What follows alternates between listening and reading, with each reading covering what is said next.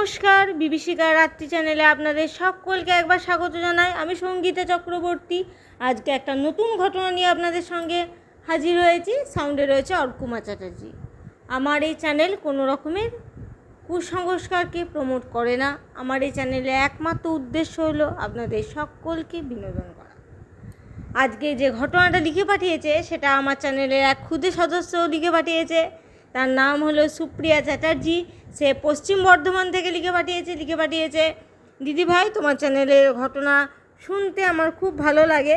আমি কদিন ধরে ঘটনা পাঠাবো করছি, বাট লিখে পাঠানো হয় না। প্লিজ, আমি তোমার চ্যানেলে একটা বেশ অন্য রকমের ঘটনা পাঠালাম, তুমি পারলে একটু পড়ে শুনিও। ধন্যবাদ সুপ্রিয়া, একটা এত সুন্দর ঘটনা পাঠানোর জন্য। তুমি যেহেতু আমাদের চ্যানেলে এক ক্ষুদে সদস্য, তাই আমাদের টিম তোমার ঘটনাটাকে সিলেক্ট করেছে আর আমি আজকে পড়ে শোনাচ্ছি। সুপ্রিয়া বলেছে যে তাদের বাড়ির পাশে একটা বাড়ি রয়েছে, লাগো একদম পাশের বাড়ি। তা সেই পাশের বাড়িতে একটা মহিলা থাকতেন। তার মানে সে একটু অন্য ধরনের ছিলেন, যাকে বলে মানে সে প্রচুর সম্পত্তির মালিক। তাদের জমি জায়গা পুকুর বাগান প্রচুর রয়েছে, আর নারকেল গাছ, তাল গাছ, আম গাছ এসবও প্রচুর রয়েছে, মানে বাগান টাইপের একটা। তা সে এতটাই মানে একটু নির্মম অত্যাচারী টাইপের ছিল। তাদের বাড়িতে যারা কাজ করতো তারা সকলেই, ধরুন কেউ হয়তো নারকেল একটা হয়তো কুড়িয়ে পেলো বা আম পেলো, কিন্তু কাউকে খেতে দিত না, তার কাছে ছিনিয়ে নিত। আবার যারা ধরুন নারকেল পারলো বা গাছের ডাল এসব পেরে দিল, তাদেরকে পারিশ্রমিক হিসেবে যেটুকু দেবার ঠিক সেটুকুই দিত।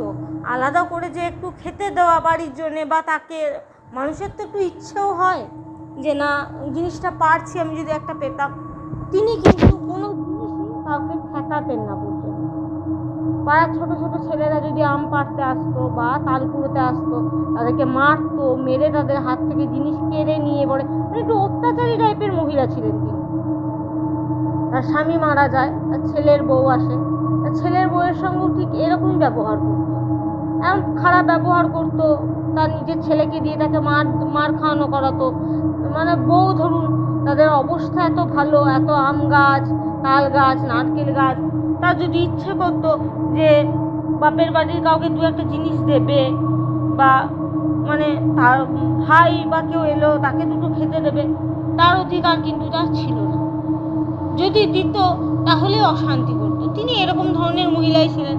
কালক্রমে তার ছেলে মারা যায়, তার বউমাও কোনো কারণবশত সেখান থেকে চলে যায়। পরবর্তীকালে তার বাচ্চা ছিল, বাচ্চাদেরকে নিয়ে সে চলে যায়। তা বুড়ি সে সম্পত্তি একাই আগলে রাখতো, একাই পাহারা দিত। যাই হোক, সে ওইরকম করে থাকতে থাকতে যখন বয়স হয়ে ওই পাহারা দিত, মানে কাউকে জিনিসপত্র নিতে দিত না।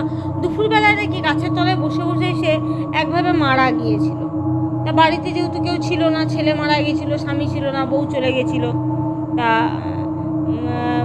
মানে পাড়ার লোকে দু একদিন পরে যখন গন্ধ ওঠে, তখন বুঝতে পারে যে পচা পচা গন্ধ উঠছে, কি জন্য বুড়িটা দু একদিন ধরে বেরোচ্ছে না বাড়ি থেকে। তাই পাড়ার লোকরা যখন উঁকি মারে, তখন দেখে যে বুড়িটা ওইভাবেই মৃত অবস্থায় পড়ে আছে, মানে মারা গেছে আর কি। তারপরে মারা যাওয়ার পরে সৎকার করা হয়। বুড়ির প্রচুর সম্পত্তি, মানে যাকে বলে বিঘের পর বিঘে সম্পত্তি, আম গাছ, পেয়ারা গাছ, নারকেল গাছ প্রচুর। কিন্তু একদিন একটা পাড়ারই ছেলে বলে নাকি যে ওইখানে নাকি তাল পড়ছিল, বর্ষাকালে দিয়ে তাল কুড়োতে গিয়েছিল। তা তাল কুড়িয়ে যখন সে আসছে, ধপ তাল পড়ে, বেশিরভাগই দেখবেন রাতের দিকেই পড়ে।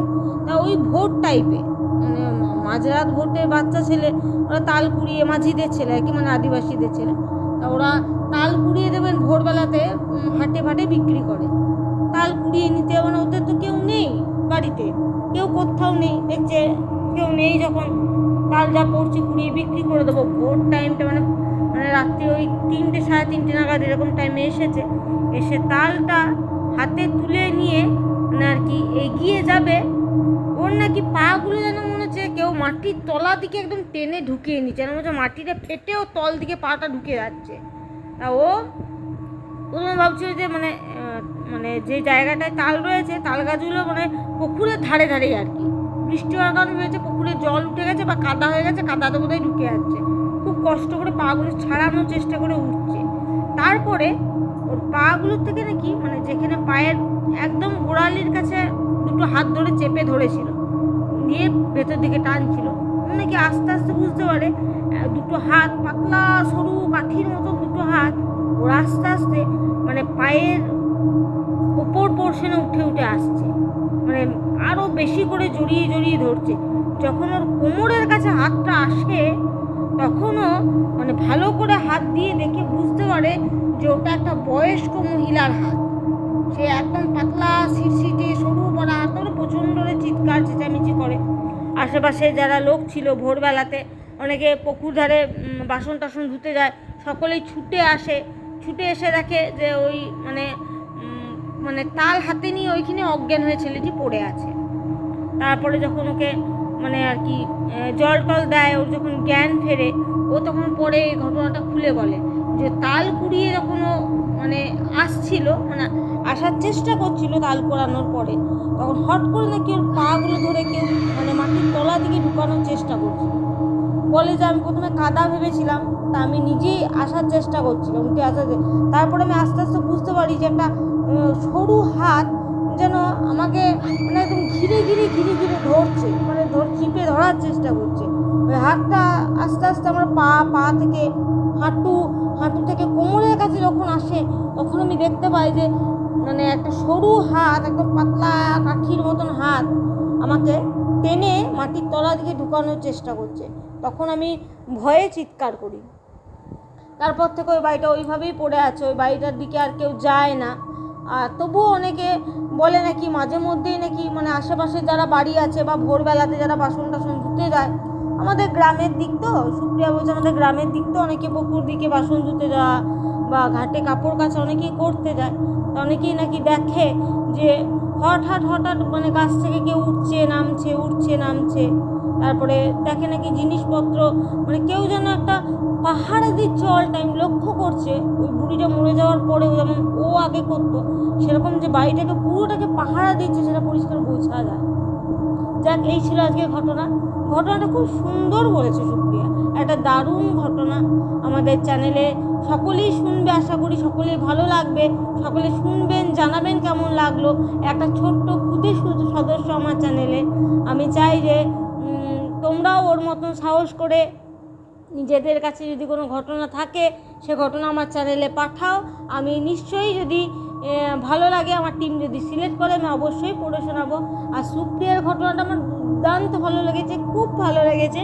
সুপ্রিয়া, পারলে আরও ঘটনা পাঠিও। সুস্থ থেকো, ভালো থেকো, ধন্যবাদ সকলকে।